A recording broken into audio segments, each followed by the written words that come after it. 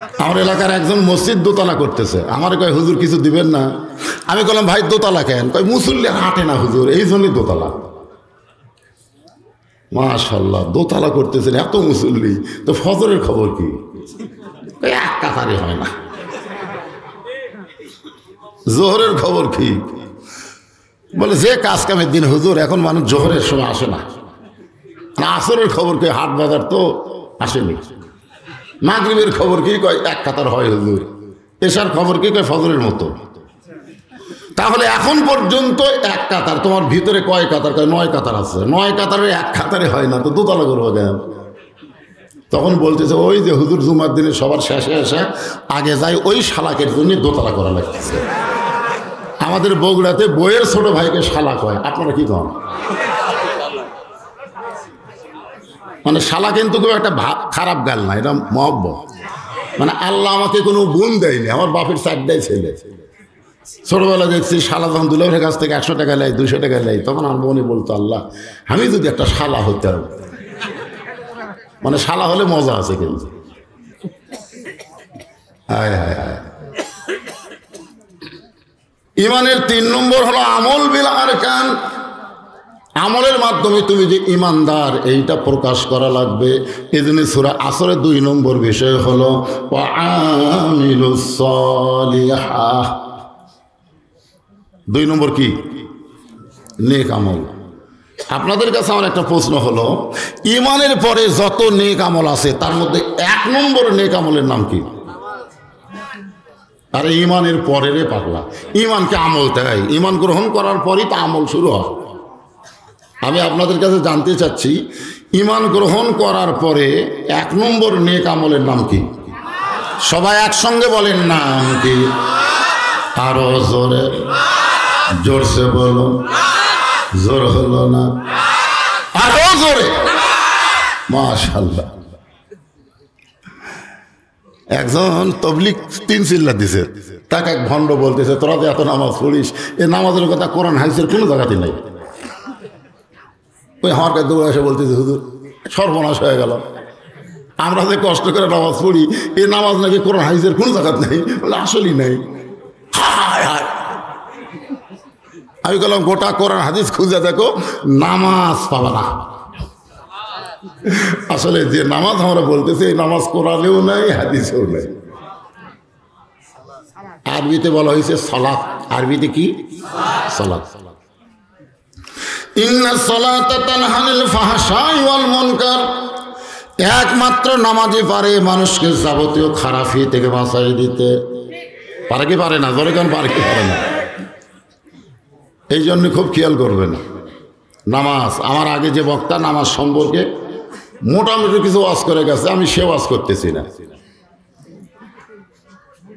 এই নামাজ, যে নামাজের কথা আল্লাহ বলতেছে, সে নামাজ সম্পর্কে রাসূল কি বলেছেন শোনেন। আল্লাহ রাসূল বলেছেন লা সালাত লা ঈমানা, যার নামাজ নাই তার ঈমান নাই। 2-1জন ঠিক কথা, বাদ বাকি মনে হয় মাগরিব এসা পড়েনি। ওই দিকটা ছোট এক বাচ্চা কাছে ঠিক মানে পড়ছে। লা সালাত লা দীনা, যার নামাজ নাই তার কোনো ধর্মই নাই। বাইনাল আবদি ওয়াল কুফরি তরকুস সালাত, বান্দার কাফিরের মধ্যে পৃথক করার জিনিসটার নাম হলো নামাজ। মান তারাকা সালাতু মুতাম্মিদান ফাকাদ কাফারা। ইচ্ছা করে 1 ওয়াক্ত নামাজ যারা বাদ দিল, তারা আল্লাহর সঙ্গে কুফরি করল। এখন হয়তো আপনার বলবেন হুজুর এটা কোন নামাজ? এটা 5 ওয়াক্ত না জুম্মা? এই কথা কম। এখন যারা জুমার নামাজ পড়েন, 5 ওয়াক্ত পড়েন না, মনে করেন আল্লাহ আপনাকে জান্নাত দিল। আল্লাহ হাসরের ময়দানে বলতেছেন জুমার নামাজ যারা পড়েছে তাদেরকে আমি জান্নাত দিলাম, যাও জান্নাতে। এবার জুম্মা পার্টি জান্নাতের দিকে দৌড় দিবে, কিন্তু জান্নাতের দরজা গিয়ে দেখবে বিশাল একটা তালা, বিশাল একটা তালা লাগানো। তো বলতেছে আল্লাহ আপনি তো আমাকে জান্নাত দিলেন, কিন্তু তালা কেন? আল্লাহ বলে খুঁজে দেখ, চাবি তোদের কাছে আছে। ওরা পকেট টকেট খুঁজে দেখবে, একটা চাবি আছে। ওই চাবি তালার মধ্যে ঢুকবে ঠিকই, কিন্তু ঘুরবি না। ঢুকছে কিন্তু ঘরে না। কয় আল্লাহ চাবি তো ঢুকলো ঘরে না কেন? আল্লাহ বলবে দেখ তো 5টা দাগ আছে, এই চাবির মধ্যে 5টা দাগ থাকা লাগবে, কারণ ভিতরে তালার মধ্যে 5টা দাগে দাগে মিল খালি কট্টস করে খুলবে। বলে সেটা কি দাগ আল্লাহ? বলে 1 নম্বর দাগ হলো ফজর, 2 নম্বর হলো জোহর, 3 নম্বর আসর, 4 নম্বর মাগরিব, আর 5 নম্বর এশা। তখন বলে আল্লাহ এই নামাজটা আমি পড়িনি। আল্লাহ কয় তাহলে জান্নাত দেখে ফেরত আই, তোর ভাগ্যে জান্নাত নেই। আল্লাহ ইবলিসকে ডাক দেবো লাইতো। ইবলিস বলতেছে আল্লাহ কি বলে? বলে তুই আমার আদম। ইবলিস বলতেছে আল্লাহ যে কপাল দিয়ে 6 লক্ষ বছর আপনাকে সেজদা করছি, সেই কপাল দিয়ে আমি আপনি ছাড়া অন্য কাউকে সেজদা দিবার পারবো না, কারণ এই কপালটাই তৈরি হয়েছে আপনাকে সেজদা দেওয়ার জন্য। আপনি বললেন আর আমি শুনলাম। আদমকে সেজদা দেওয়া এটা কি আদমের হুকুম না আল্লাহর হুকুম? আল্লাহ বলেছেন উসজুদু লি আদামা, আদমকে সেজদা করো। আল্লাহ বলতেছে যে তোর মুখের সাথে মনের মিল নাই। ইল্লা ইবলিসা আবা ওয়াস্তাকবার, তুই আমার আদমকে সেজদা করিসনি অহংকারী। কিসের জন্য? অহংকারে।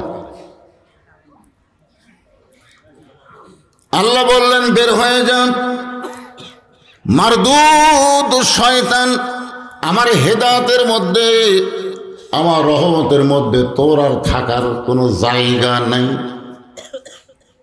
ইবলিস বলতেছে আল্লাহ বের হয়ে যাব, তার আগে আপনাকে একটা প্রশ্ন করব। আল্লাহ বলে কি প্রশ্ন? এই ইনসান শব্দের ব্যাখ্যা হচ্ছে, মনোযোগ দিয়ে শুনবেন। জীবনে বহু আর শুনছেন, আজকে একটু কান ফেলা শোনেন। তো বলতেছে আল্লাহ প্রশ্নটা হলো আপনি বড় না আদম বড়? আপনার বলেন তো কে বড়? আমরা সবাই ইমানদার বললাম আল্লাহ বড়। কত বড়? আল্লাহ কত বড়? আমি আপনাদের বলবো জমিন বড় না আল্লাহ বড়? আসমান বড় না আল্লাহ বড়? আরশ বড় না আল্লাহ বড়? সবই যদি বড় হয় তাহলে আল্লাহ আছে কোন জায়গা? আবার আল্লাহ সব আল্লাহ জানলে আপনারা কি জানবেন? এই যে বলতেছে আরশে আজিম, মানিস তাওয়া আলাল আরশ, ভাই কোরআনের কথা, যে আল্লাহ আরশে আছে, সে আরশ বড় না আল্লাহ বড়? আবার আটলো কি হবে? ভাই আল্লাহ যদি বড় হয় তাহলে আটলো কি হবে?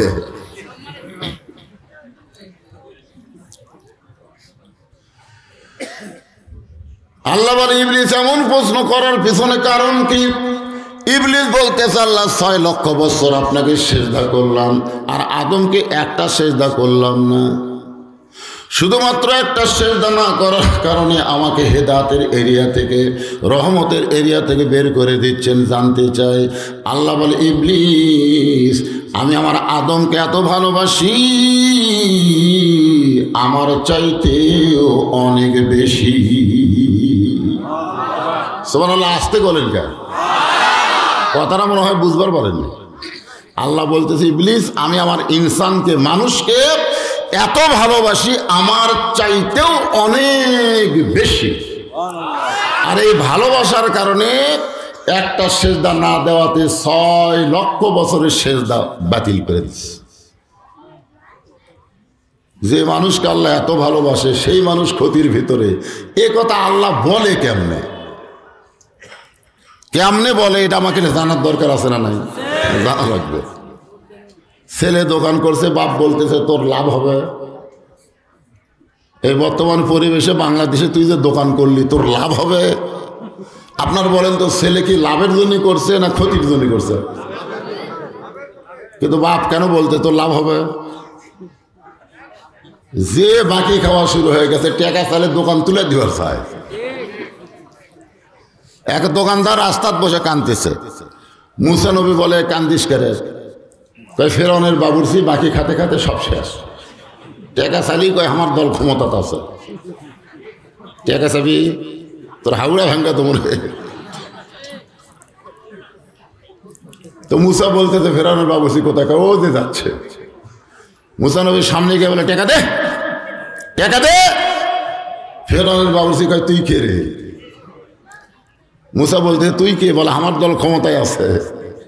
মুসা বলতে আমার আল্লাহ ক্ষমতা আছে, দেখি তোর দল আর আমার আল্লাহ। বাম হাতে মারছে সব, এক চড়ি মরছে। এখন বাবা তার সন্তানকে বেশি ভালোবাসার কারণে বলতেছে তোর কি লাভ হবে? আল্লাহ মানুষকে এত বেশি ভালোবাসে, যেই মানুষকে ভালোবাসার কারণে আল্লাহ লাভের চাইতে ক্ষতির কথা আগে বলতেছে। সুবহানাল্লাহ কোন ইন্নাল ইনসানা লাফি খুসর, নিশ্চয় মানুষগুলো ক্ষতির ভিতরে। আল্লাহ বললেন তারা ক্ষতির মধ্যে পড়বে না, ইল্লাল্লাযীনা আমানু ওয়া আমিলুস সলিহাতি ওয়া তাওয়াসাউ বিল হক ওয়া তাওয়াসাউ বিস সবর। এখানে এই কথাবার্তা নাই, এতে কথাবার্তা হয় কেন? এখানে চারটা বিষয় আছে। যেরকম কয়টা?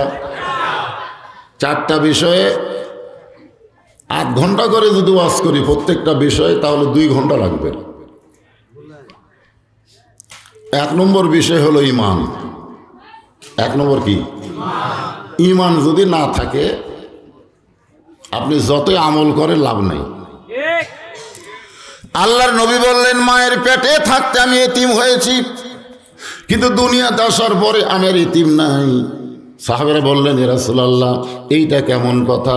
মায়ের পেটে আপনি এতিম হলেন, কিন্তু দুনিয়াতে জন্ম নেওয়ার পরে এতিম কেন নাই? রাসূল বললেন ভাগ্য করে এমন একজন চাচা আমি পেয়েছি, যেই চাচা পাওয়ার পরে বাপের কথা আমি ভুলে গিয়েছি। আমার সেই চাচার নাম আবু তালেব, অথচ জাহান্নামে যাবে। কেন যাবে? এত ভালো কাজ করেছে, নবীকে কোলে কাকালে লালন পালন করলো, সেই ব্যক্তিটাও জাহান্নামে যাবে। একটাই মাত্র কারণ হলো আবু তালেবের ঈমান নাই। ধরে কোন কি নাই?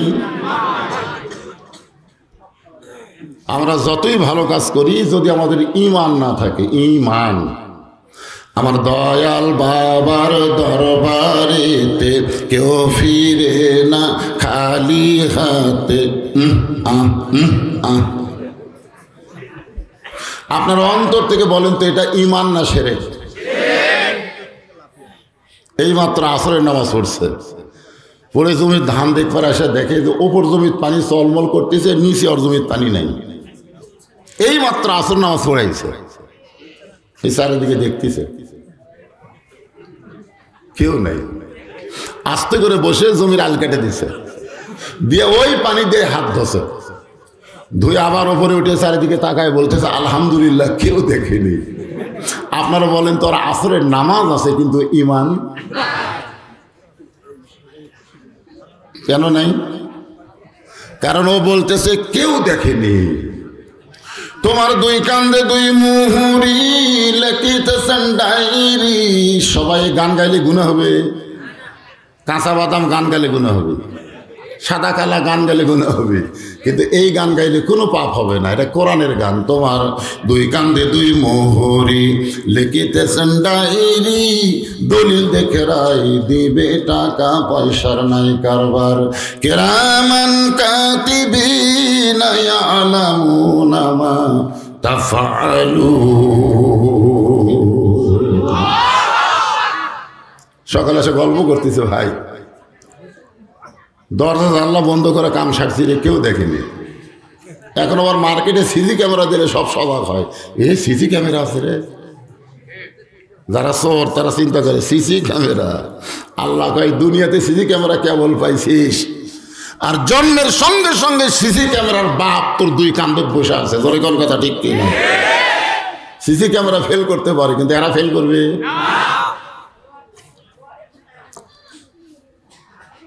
এই জন্য 1 নম্বর হলো ঈমান। মা হুয়াল ঈমান ইয়া রাসূলুল্লাহ। সাহাবেরা জিজ্ঞেস করলেন হুজুর ঈমানটা কি? আল্লাহ রাসূল বললেন ইকরার বিল লিসান, খুব খেয়াল করবেন, তাসদিক বিল জানান, আমল বিল আরকান, এরই নাম হলো ঈমান। জবানে বলতে হবে। সকলে বলেন লা ইলাহা ইল্লাল্লাহ। ঝাঁকি দিয়ে এখন ঝাঁকি দিয়ে লাগবে। লা ইলাহা ইল্লাল্লাহ, লা ইলাহা ইল্লাল্লাহ। এই যে আপনারা ঝাঁকি দিয়ে কলমা পড়তেছেন না, শোনেন, আমার এলাকার এক হিন্দু কইছে হুজুর মুসলমানের কলমার দাম আছে।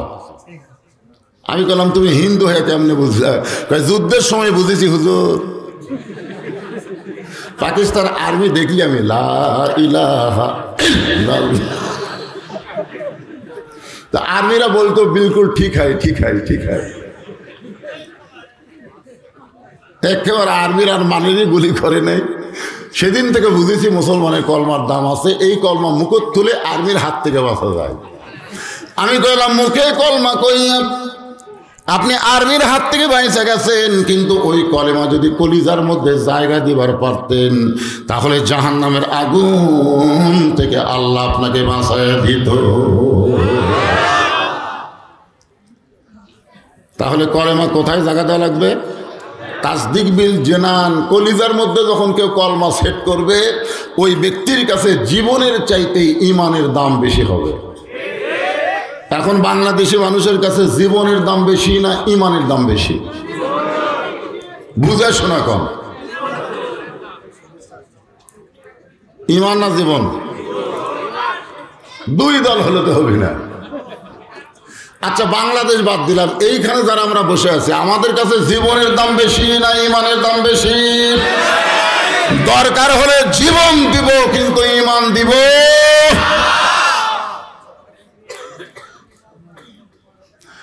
যারা ইমানের চাইতে জীবনের দাম বেশি দেয় তারাই কিন্তু বাতিলের সঙ্গে আপোষ করে।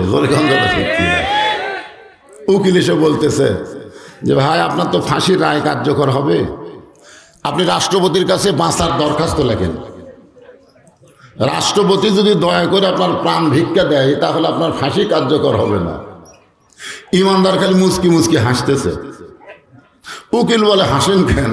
বলে হাসার কারণ হলো আমার জীবনে আমি 3টা রাষ্ট্রপতিকে ক্ষমতা থাকা অবস্থায় মরা দেখছি। যার কাছে তুমি প্রাণ ভিক্ষা চাবার বলতেছো সেই রকম 3টা রাষ্ট্রপতি ক্ষমতা থাকতেই মরিছে রে। একটা হলো বঙ্গবন্ধু শেখ মুজিবুর রহমান, একটা হলো জিয়াউর রহমান, আর একটা জিল্লুর রহমান। যারা ক্ষমতা থাকতে মরে তাদের কাছে কোনো ইমানদার প্রাণ ভিক্ষা চাবে না।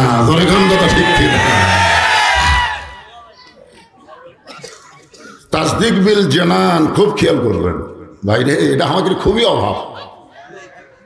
একটু মনোযোগ দিয়ে শুনবেন।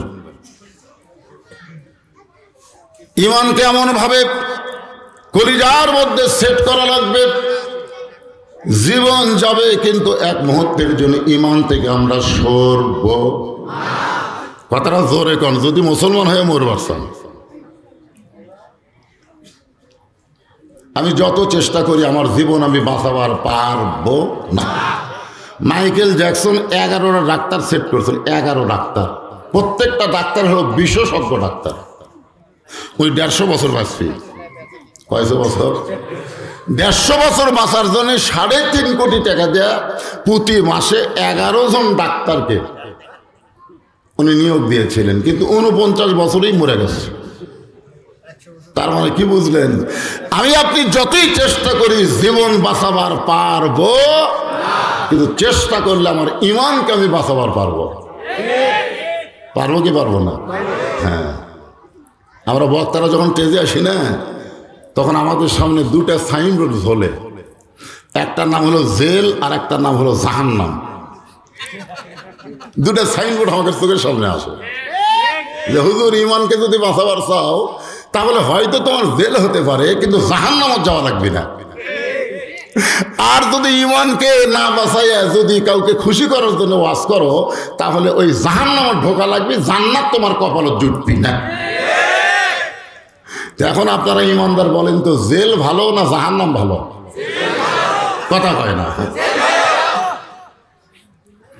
ইমানের দাবি যদি কুরবানি হয় সেই দাবি ঘরে বসে থাকা নয়। ইমানের দাবি হলো কিছু বিনিময়, সেই বিনিময় যদি কলিজার ঘাম হয়, সেই ঘাম দিতে যেন তৈরি থাকি। ওগো দয়াময় আমার আল্লাহ দয়াময়। ইমানের দাবি হলো অগ্নি শিখা, বাতিলের বিরুদ্ধে জ্বলতে শিখা। সে আগুনে জ্বলে জ্বলে দিব ইমানের পরিচয়। ইমানের দাবি বসে থাকা না। মা বলতেছে বাইরে যাস না বাবা, বাইরে জঙ্গলে বাঘ আছে, খবরদার যাস না রে, বাইরে গেলি বাঘ তো ধরবি। মায়ের কথা মতো ছেলে আর বাইরে যায় না। জঙ্গল বাড়তে বাড়তে বাড়তে বাড়তে একেবারে বাড়ির দরজা পর্যন্ত আসছে। এখন বাঘ এসে জানলার কাছে, তখন মা দৌড়ে সিলেক চাপে ধরে বলতেছে, হাইরে হাইরে, তোকে বাইরে যাওয়া নিষেধ করছি, এখন বাঘ তো দরজা। আমার বলা লাগতো বাহিরে যা, তবে খালি হাতে যাস না, দাও কুড়াল লিয়া যারে জঙ্গল কাটা সাফ কর, বাঘ আর এলাকার থাকবে না। জোরেকার কথা ঠিক কিনা? আজকে যুবকদের বলি, অন্যায়ের সঙ্গে আপোষ করলে অন্যায় তোমার ঘরের মধ্যে ঢুকে যাবে, বরং অন্যায়কে দা কুড়াল দিয়া আকাশের মতো পরিষ্কার করতে হবে। জোরেকার কথা ঠিক। বসে থাকবেন, থাকেন বসে।